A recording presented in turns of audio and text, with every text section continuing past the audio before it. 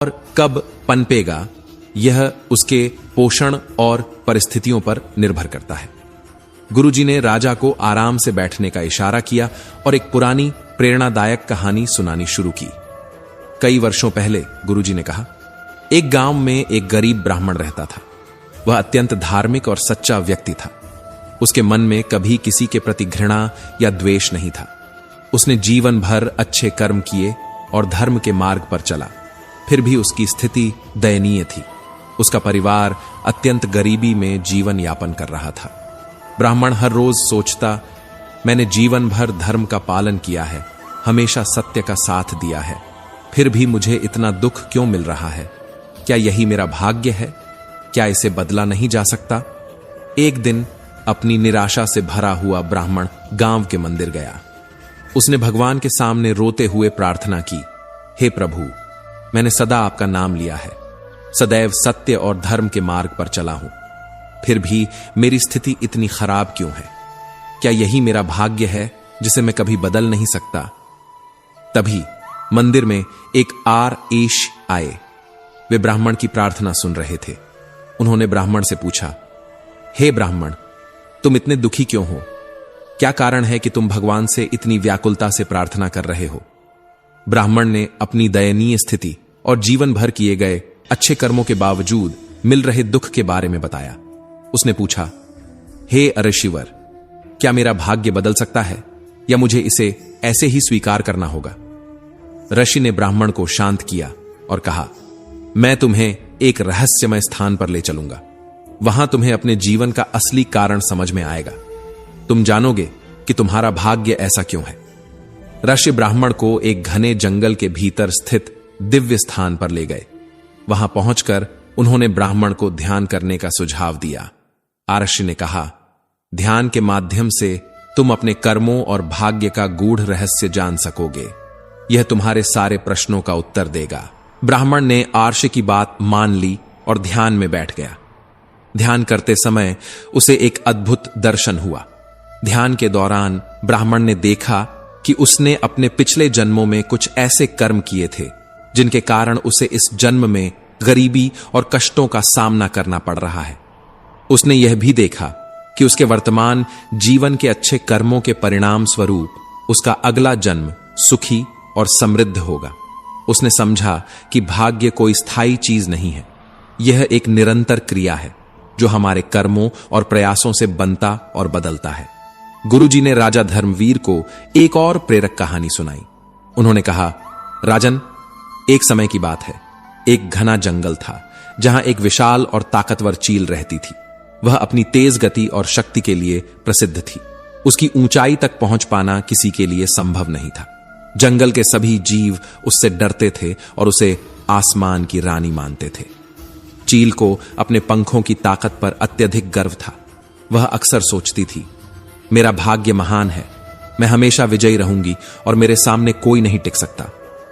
इस घमंड में वह छोटे जीवों को तुच्छ समझती थी और कभी कभी बिना कारण उन्हें नुकसान पहुंचाती थी। उसी जंगल में एक छोटा सांप भी रहता था। वह जमीन पर रेंगते हुए अपना जीवन व्यतीत करता और अपनी सीमाओं को भली भांति जानता था। वह शांत स्वभाव का था और कभी किसी को परेशान नहीं करता था। लेकिन उसकी सबसे बड़ी ताकत थी उसका धैर्य। चील को सांप से कोई विशेष मतलब नहीं था, लेकिन वह कभी कभी उसे ताना मारते हुए कहती, तुम्हारा जीवन कितना बेकार है, तुम हमेशा जमीन पर रेंगते रहते हो। देखो मुझे, मैं आसमान की ऊंचाइयों को छूती हूं। तुम्हारे जैसे कमजोर जीवों का भाग्य कभी नहीं बदल सकता। सांप उसकी बातों को सुनता पर कुछ नहीं कहता। वह सोचता, हर जीव का समय आता है। किसी के पास ताकत है तो किसी के पास धैर्य। घमंड का पतन अवश्य होता है। मैं अपने कर्मों पर भरोसा रखता हूं। कुछ समय बाद जंगल में एक भयानक तूफान आया। आसमान में काले बादल छा गए, हवाएं तेज हो गईं और मूसलाधार बारिश शुरू हो गई। चील, जो हमेशा आसमान की ऊंचाइयों पर रहती थी, इस तूफान में बुरी तरह फंस गई।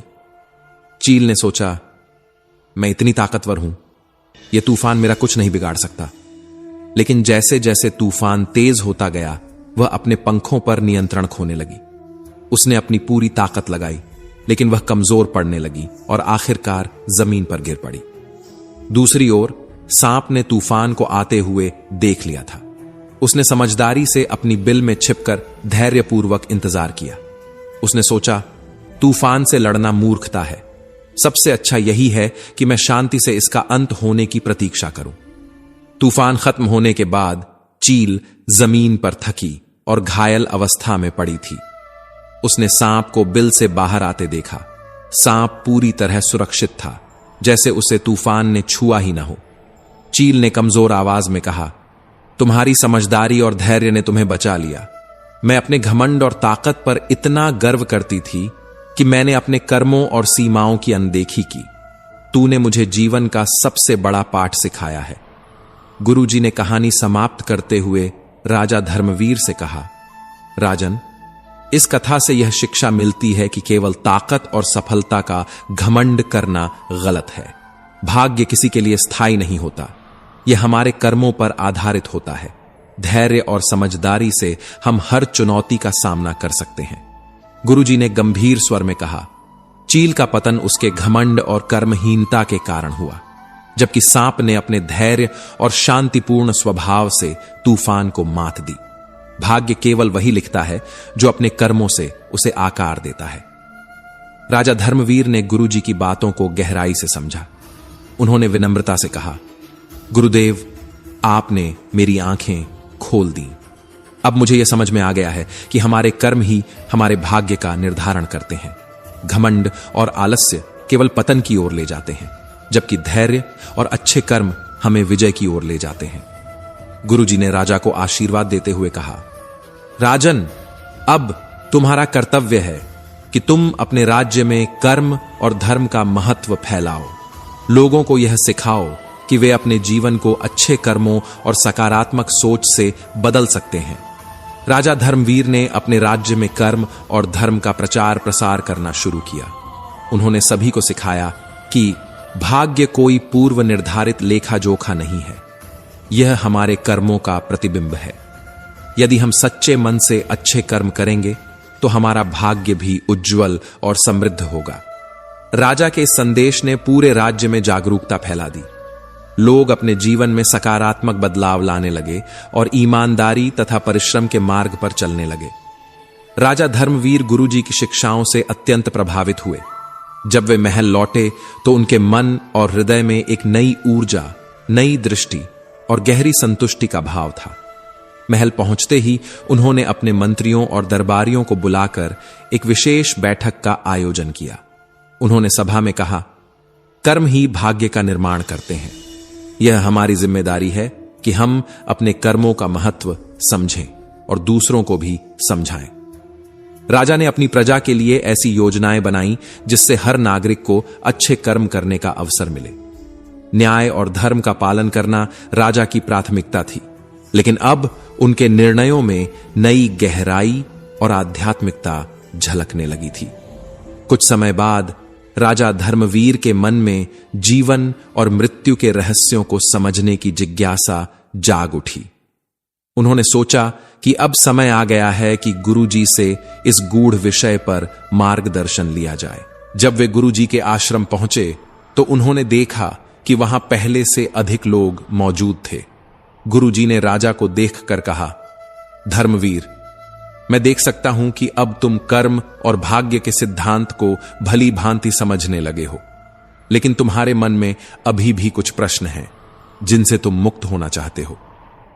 राजा ने सिर झुकाकर कहा, गुरुदेव, आपके आशीर्वाद से मैंने कर्म के महत्व को समझ लिया है, लेकिन अब मैं जीवन और मृत्यु के रहस्यों को जानना चाहता हूं। क्या मृत्यु भी भाग्य का हिस्सा है?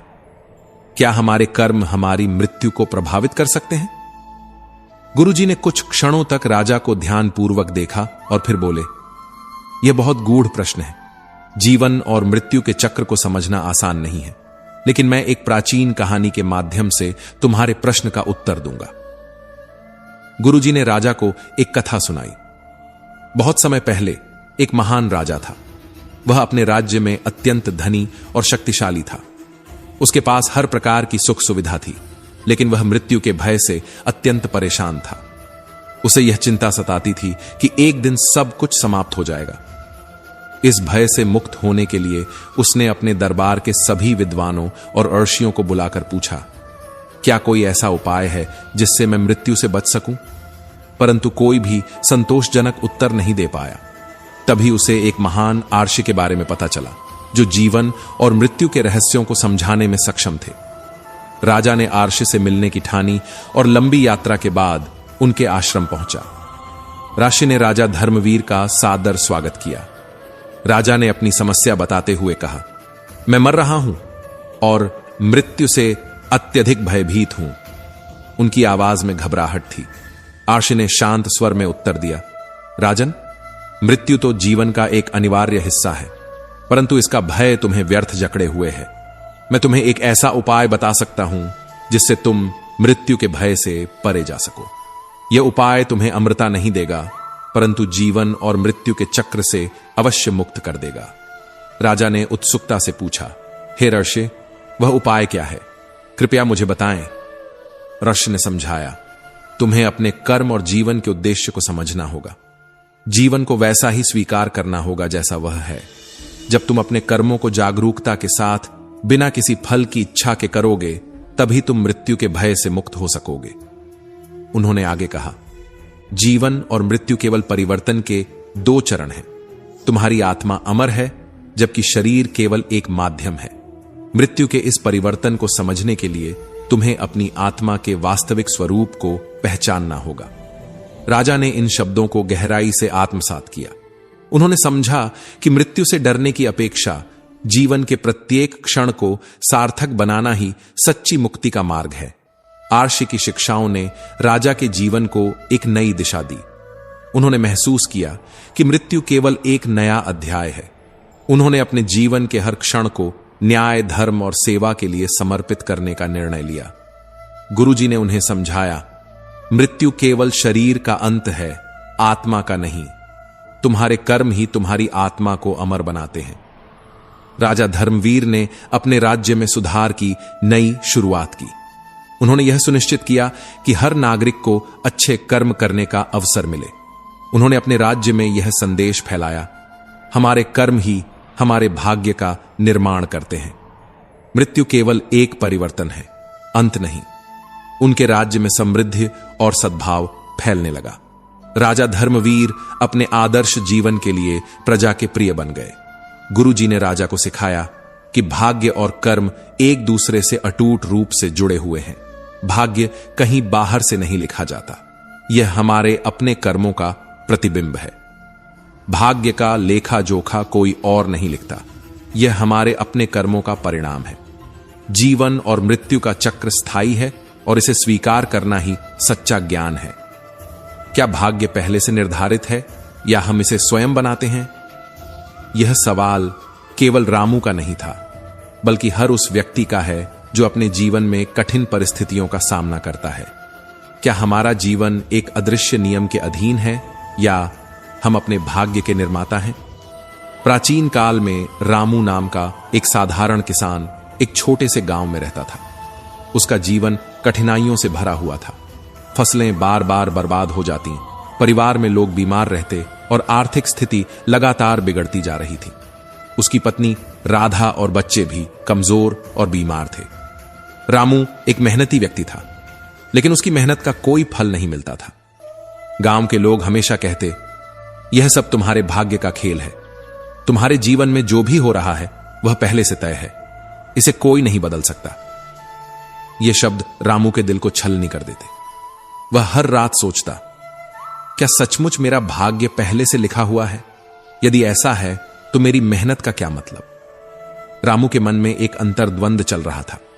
वह यह समझ नहीं पा रहा था कि अगर उसका भाग्य पहले से तय है तो उसकी मेहनत क्यों विफल हो रही है। वह बार बार अपने आप से पूछता, क्या मेरी तकदीर इतनी कमजोर है कि मैं उसे बदल भी नहीं सकता? क्या मेरी किस्मत में केवल असफलता ही लिखी है? गांव वालों की बातें और उसकी निराशा उसे और अधिक बेचैन कर रही थीं। क्या वह अपने जीवन की दिशा को बदल सकता है या उसे अपनी कठिनाइयों को चुपचाप सहन करना पड़ेगा? रामू ने तय किया कि वह अपने जीवन के इस सबसे बड़े सवाल का जवाब पाए बिना चैन से नहीं बैठेगा। उसने सुन रखा था कि आर्षि शल्य जो सुदूर पहाड़ों पर तपस्या कर रहे थे, जीवन के जटिल प्रश्नों का समाधान देने में सक्षम थे। गांव के बुजुर्ग बर्ग ने रामू को बताया कि अर्षि शल्य जीवन और भाग्य के रहस्यों को उजागर कर सकते हैं। रामू ने आर्ष शल्य से मिलने के लिए कठिन यात्रा शुरू की। रास्ता बहुत कठिन था। जंगल, नदियां और पहाड़ पार करते हुए उसे भूख और ठंड का सामना करना पड़ा। लेकिन हर बार जब उसका मन हार मानने को होता, एक अनदेखी शक्ति उसे आगे बढ़ने के लिए प्रेरित करती। एक दिन रामू की मुलाकात एक वृद्ध साधु से हुई। साधु ने रामू को भोजन दिया और उसका हौसला बढ़ाया। रामू ने साधु से अपनी समस्या साझा की। साधु ने उसे बताया, बेटा, तुम्हारे उत्तर तुम्हारे भीतर ही छिपे हैं। आर्ष शल्य तुम्हारी मदद कर सकते हैं, लेकिन याद रखना, वे केवल तुम्हें सही दिशा दिखा सकते हैं। असली समाधान तुम्हें अपने भीतर से ही मिलेगा। कई दिनों की कठिन यात्रा के बाद रामू आर्ष शल्य के आश्रम पहुंचा। वह स्थान अत्यंत सुंदर और शांत था। चारों ओर हरियाली थी और वातावरण में एक अनोखी ऊर्जा थी। वहां पहले से ही बहुत सारे लोग मौजूद थे जो आर्षि के प्रवचन सुन रहे थे। रामू ने आर्षि के दर्शन किए। जैसे ही वह उनके पास पहुंचा, उसे ऐसा लगा जैसे उसकी सारी परेशानियों का समाधान उसके सामने है। आर्षि ने उसकी समस्या सुनी और कहा, तुम्हारा सवाल गूढ़ है, लेकिन इसका उत्तर सरल है। भाग्य और कर्म का रिश्ता ठीक वैसा ही है जैसे बीज और वृक्ष का।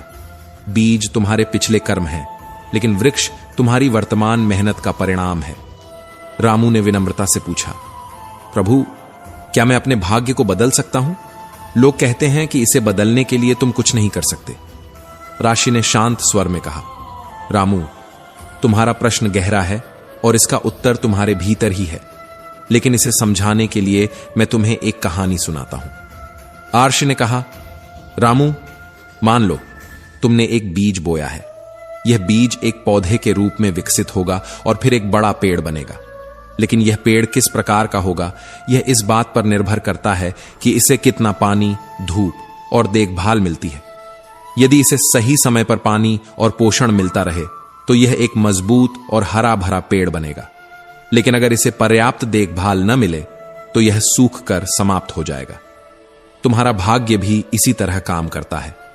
तुम्हारे पिछले जन्मों के कर्म बीज की तरह हैं और तुम्हारे वर्तमान के कर्म इसे पोषण और जीवन देने वाले तत्व हैं। रामू ने कहानी ध्यान से सुनी, लेकिन उसके मन में अभी भी सवाल थे। उसने सोचा, क्या मेरे कर्म वास्तव में मेरा भाग्य बदल सकते हैं? भाग्य और कर्म एक दूसरे से जुड़े हुए हैं।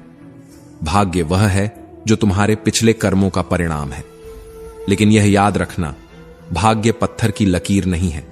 इसे तुम्हारे वर्तमान कर्म बदल सकते हैं। अगर तुम सही दिशा में कर्म करोगे तो तुम्हारे जीवन में बदलाव जरूर आएगा। मान लो तुम्हारे पास एक नाव है। यह नाव नदी की धारा में है। तुम्हारा भाग्य उस धारा की तरह है जो तुम्हें एक निश्चित दिशा में ले जा रहा है, लेकिन तुम्हारे पास पतवार है। यह पतवार तुम्हारे कर्म है। यदि तुम पतवार का सही उपयोग करोगे तो तुम धारा के विपरीत दिशा में भी जा सकते हो। रामू ने पूछा, प्रभु, यदि हमारे कर्म ही हमारा भाग्य बनाते हैं तो क्या इसका मतलब यह है कि जो कुछ भी मेरे साथ अभी हो रहा है वह मेरे पिछले कर्मों का परिणाम है? और यदि मैं आज से अच्छे कर्म करना शुरू कर दूं तो क्या इससे मेरा जीवन तुरंत बदल जाएगा?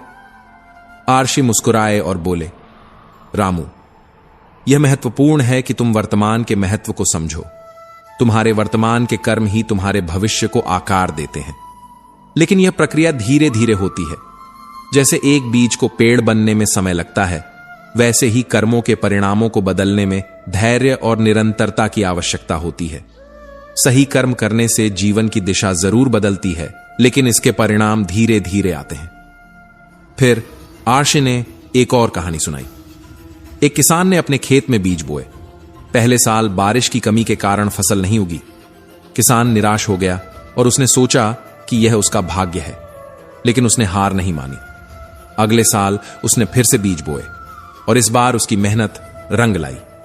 किसान ने सीखा कि भाग्य केवल बाहरी परिस्थितियां नहीं है, यह इस पर भी निर्भर करता है कि वह अपने कर्मों से परिस्थितियों को कैसे बदलता है।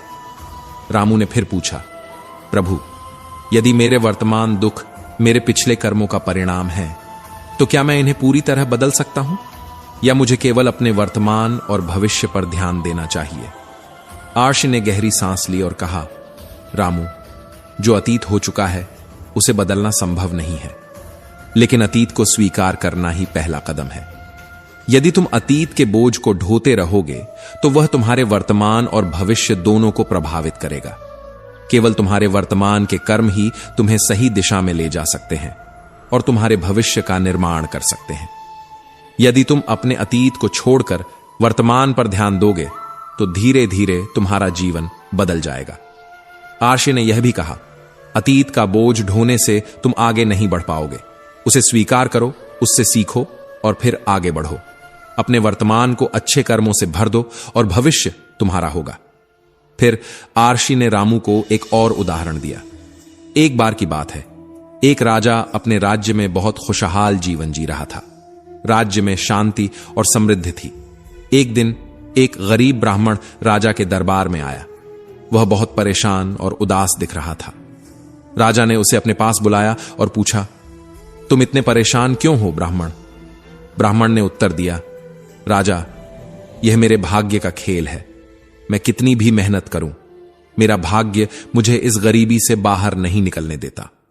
राजा ने हंसते हुए कहा, तुम्हारा भाग्य तुम्हारे पिछले कर्मों का परिणाम हो सकता है, लेकिन तुम्हारा भविष्य तुम्हारे वर्तमान कर्मों से ही बनेगा। यदि तुम आज से ही सही दिशा में कार्य करोगे तो तुम्हारा भविष्य अवश्य बदलेगा। राजा ने ब्राह्मण की थोड़ी मदद की और उसे अपने जीवन में अच्छे कर्म करने के लिए प्रेरित किया। धीरे धीरे ब्राह्मण ने मेहनत करना शुरू कर दिया। वह अपने काम में मन लगाने लगा और अपने जीवन को बेहतर बनाने के लिए हर संभव प्रयास करने लगा। कुछ वर्षों के बाद उसका जीवन पूरी तरह से बदल गया। वह गरीबी से बाहर आ गया और एक समृद्ध जीवन जीने लगा। ब्राह्मण की इस सफलता की कहानी पूरे राज्य में फैल गई। यह कहानी एक गांव में रहने वाले रामू नामक व्यक्ति तक भी पहुंची। रामू भी अपने जीवन में कई परेशानियों का सामना कर रहा था। उसे भी लगता था कि उसकी सारी समस्याओं का कारण उसका भाग्य है। लेकिन ब्राह्मण की कहानी सुनने के बाद उसके मन में एक नई रोशनी जगी। उसे एहसास हुआ कि भाग्य ऐसी चीज नहीं है जो स्थायी हो और जिसे बदला ना जा सके। यह उसके कर्मों का परिणाम था और यदि वह अपने कर्मों को बदल दे तो उसका जीवन भी बदल सकता है। रामू को अब समझ में आ गया था कि वह अपने कर्मों को बदलकर अपने जीवन को नई दिशा दे सकता है। वह अरैश के पास गया और उनसे मार्गदर्शन मांगा। अरैश ने उसे आशीर्वाद दिया और कहा, जो सही मार्ग पर चलता है उसे जीवन में चाहे जो भी हो कभी निराश नहीं होना चाहिए। जो होता है वह हमारे कर्मों का परिणाम होता है। अगर हम सही दिशा में काम करेंगे तो हमारा भविष्य निश्चित ही उज्जवल होगा। रामू ने इराशी से विदा ली और अपने गांव की ओर चल पड़ा। अब उसके मन में एक नई ऊर्जा थी और उसे विश्वास हो गया था कि उसके जीवन में जो भी परेशानियां आ रही थीं वे उसके अतीत की बातें थीं, लेकिन वह अपने कर्मों से अपना भविष्य बदल सकता है। गांव लौटकर रामू ने अपने जीवन में बदलाव करना शुरू कर दिया। उसने खेती में ज्यादा मेहनत की, अपने परिवार के प्रति ज्यादा जिम्मेदार बन गया और अपने व्यवहार में सुधार किया। उसने धीरे धीरे संयम और धैर्य को अपना लिया। रामू के जीवन में सकारात्मक बदलाव आने लगे। उसकी फसलें अच्छी होने लगीं, उसका परिवार स्वस्थ रहने लगा और उसकी आर्थिक स्थिति भी सुधरने लगी।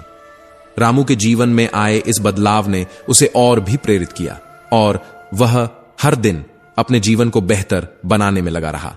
जीवन को बेहतर बनाने के लिए उसे यह भी समझ में आ गया कि जीवन में धैर्य कितना जरूरी है। समय के साथ रामू गांव के सबसे सफल लोगों में से एक बन गया। एक दिन रामू फिर से साधु के पास गया और उनका शुक्रिया अदा किया। उसने कहा, भगवान, आपने मुझे सिखाया कि भाग्य और कर्म एक दूसरे से जुड़े हुए हैं। आपने मुझे दिखाया कि अगर हम सही दिशा में कर्म करें तो हमारा भविष्य बदल सकता है। मैं अब समझ गया हूं कि भाग्य कोई स्थायी चीज नहीं है और हमें अपने कर्मों पर ध्यान देना चाहिए।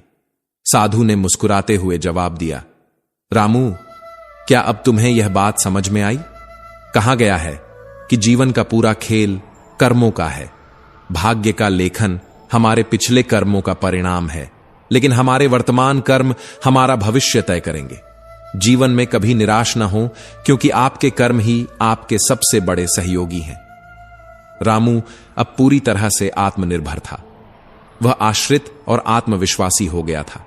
उसे समझ आ गया था कि जीवन में कुछ भी स्थायी नहीं है और हमारे कर्म ही हमें हमारे भविष्य की ओर ले जाते हैं। उसने आशी के बताए मार्ग को अपने जीवन में लागू किया और अपने जीवन में खुशियां और आनंद लाया।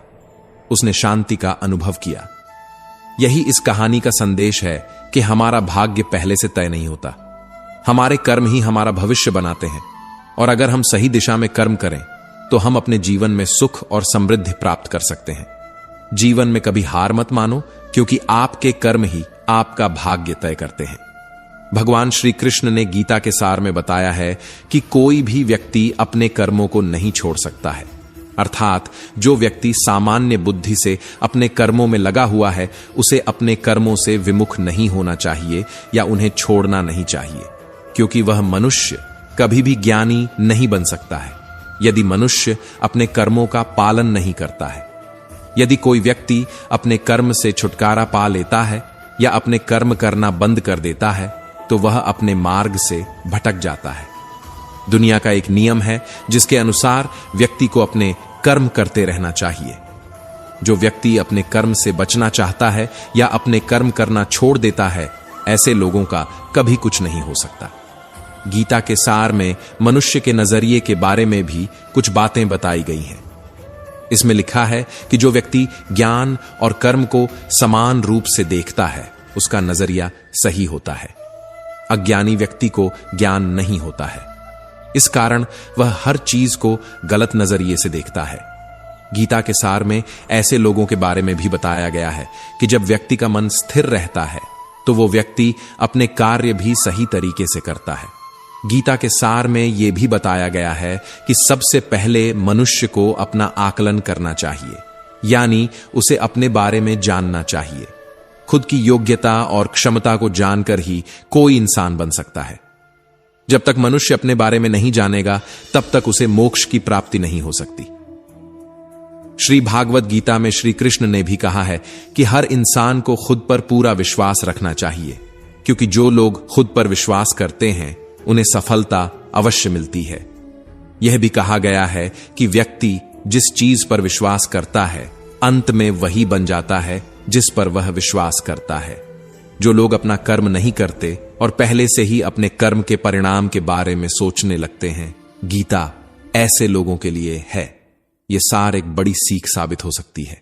भगवत गीता में भगवान श्री कृष्ण ने यह स्पष्ट किया है कि संसार में एक ही ईश्वर के अनेक रूप हैं और लोग ईश्वर के विभिन्न रूपों की पूजा करते हैं। इसका कारण यह है कि वे विभिन्न शक्तियों में विश्वास रखते हैं, लेकिन यह समझना भी आवश्यक है कि सभी देवता एक ही ईश्वर के अलग अलग रूप हैं। ईश्वर की शक्ति का यह स्वरूप हमें कभी पीपल के वृक्ष में तो कभी पर्वत में दिखता है। संसार में अनगिनत देवता हैं जिनका कोई अंत नहीं है, लेकिन मनुष्य अपनी आस्था के अनुसार उन्हें पूजते हैं। सभी देवी देवता, चाहे वे किसी भी रूप में हों, एक ही ईश्वर के अलग अलग रूप हैं। गीता के अनुसार जो लोग सच्चे मन से ईश्वर का ध्यान करते हैं और उनकी पूजा करते हैं, वे पूर्ण योगी कहलाते हैं। भगवान श्री कृष्ण ने बताया है कि यदि व्यक्ति पूरी श्रद्धा और भक्ति के साथ ईश्वर की आराधना करता है तो उसे जीवन में सफलता अवश्य मिलती है। यह भी कहा गया है कि जो व्यक्ति अपनी इंद्रियों को नियंत्रित कर लेता है, वह सभी परिस्थितियों में सुख दुख में समान रहता है और समाज के कल्याण में अपना जीवन समर्पित कर देता है। ऐसे लोगों पर ईश्वर की कृपा सदैव बनी रहती है। भगवत गीता में यह भी बताया गया है कि किसी भी काम को सच्चे मन और पूरे समर्पण के साथ करने वाले व्यक्ति को अंततः सफलता प्राप्त होती है। इसके विपरीत जो लोग अपने काम को बोझ समझकर करते हैं और उसमें पूरी लगन नहीं लगाते, वे अपने जीवन में पिछड़ जाते हैं। ईश्वर की कृपा केवल उन पर होती है जो अपने कार्यों को पूरी ईमानदारी और श्रद्धा से करते हैं। श्री कृष्ण ने यह भी कहा है कि किसी भी चीज की अधिकता, चाहे वह कड़वाहट हो या मिठास, खुशी हो या गम, मनुष्य के लिए हानिकारक हो सकती है। संतुलन बनाए रखना ही जीवन का सबसे बड़ा गुण है। मनुष्य को चाहिए कि वह अपने जीवन में संतुलन बनाए रखे। ऐसा करने से वह न केवल अपने जीवन में खुशहाल रहेगा, बल्कि ईश्वर की कृपा भी प्राप्त करेगा। श्री कृष्ण ने भगवद गीता में बताया है कि व्यक्ति को हमेशा अपने कर्मों में लगा रहना चाहिए और इस बात की चिंता नहीं करनी चाहिए कि उसका परिणाम क्या होगा। हर व्यक्ति को अपने कर्मों का फल जरूर भोगना पड़ता है। यह अटल सत्य है कि मनुष्य को अपने कर्मों की चिंता करने की बजाय उन पर ध्यान केंद्रित करना चाहिए। ऐसा करने से वह अपने हर कार्य को पूरी ईमानदारी और सच्चाई से पूरा कर सकेगा। जीवन में सुख और दुख दोनों का अनुभव होता है। सुख के समय व्यक्ति अधिक प्रसन्न हो जाता है और दुख के समय जीवन से हताश हो जाता है। इसीलिए सुख और दुख दोनों स्थितियों में अपने मन को नियंत्रित रखना और स्थिर बनाए रखना ही योग है। जब कोई व्यक्ति सांसारिक इच्छाओं को छोड़कर परिणाम की चिंता किए बिना अपने कर्म करता है, तभी वह सच्चे योग में स्थित होता है। जो व्यक्ति अपने मन को नियंत्रित कर लेता है, उसके लिए उसका मन ही उसका सच्चा मित्र बन जाता है। लेकिन जो व्यक्ति अपने मन को नियंत्रित नहीं कर पाता, उसके लिए वही मन उसका सबसे बड़ा शत्रु बन जाता है। मन पर विजय पाने वाला व्यक्ति ईश्वर की प्राप्ति कर लेता है। इसका अर्थ यह है कि जो व्यक्ति ज्ञान प्राप्त कर लेता है, उसके लिए सुख दुख, सर्दी गर्मी और मान अपमान सब एक समान हो जाते हैं। गीता में दिए गए उपदेशों का पालन करने वाला व्यक्ति अपने जीवन में सफलता अवश्य प्राप्त करता है। जो लोग अपने लक्ष्य को पाने के लिए पूरे आत्मविश्वास के साथ निरंतर प्रयास करते रहते हैं, वे अपने लक्ष्य को जरूर हासिल करते हैं। किसी भी लक्ष्य को पाने के लिए निरंतर और सतत प्रयास करना जरूरी है। भगवान श्री कृष्ण ने यह भी समझाया है कि तनाव और चिंता से दूर रहना चाहिए, क्योंकि ये चीजें व्यक्ति के सफल होने में बाधा बनती हैं। तनाव में रहने वाला व्यक्ति कभी भी पूरी तरह से अपने काम पर ध्यान केंद्रित नहीं कर सकता। इसलिए मन को शांत और स्थिर रखना सफलता की कुंजी है। श्री कृष्ण ने कहा है कि व्यक्ति को अपने कार्यों को प्राथमिकता देनी चाहिए। पहले अपने महत्वपूर्ण कार्यों को पूरा करना चाहिए, उसके बाद अन्य कार्यों की ओर ध्यान देना चाहिए। यदि व्यक्ति दूसरों के काम में उलझ जाता है तो वह अपने कार्य को पूरा नहीं कर पाता।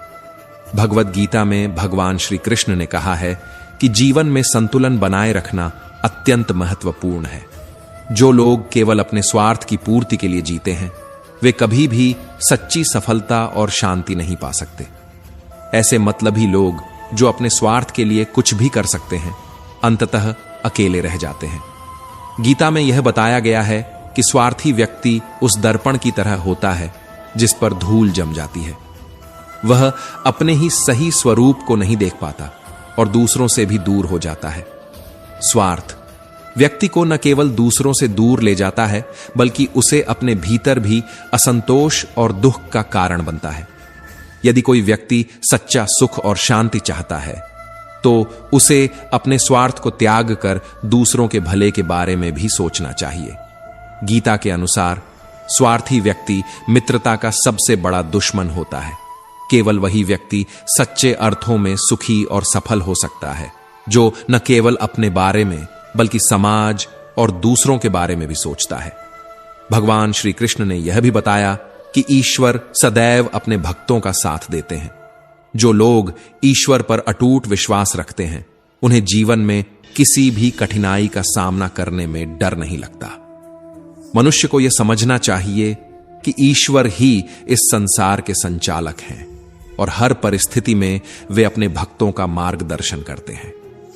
इसलिए हमें अपने भविष्य और वर्तमान की चिंता नहीं करनी चाहिए, क्योंकि ईश्वर हमेशा हमारे भले के लिए ही कार्य करते हैं। श्री कृष्ण गीता में कहते हैं कि ईश्वर की भक्ति केवल शरीर से नहीं, बल्कि मन और आत्मा से भी करनी चाहिए।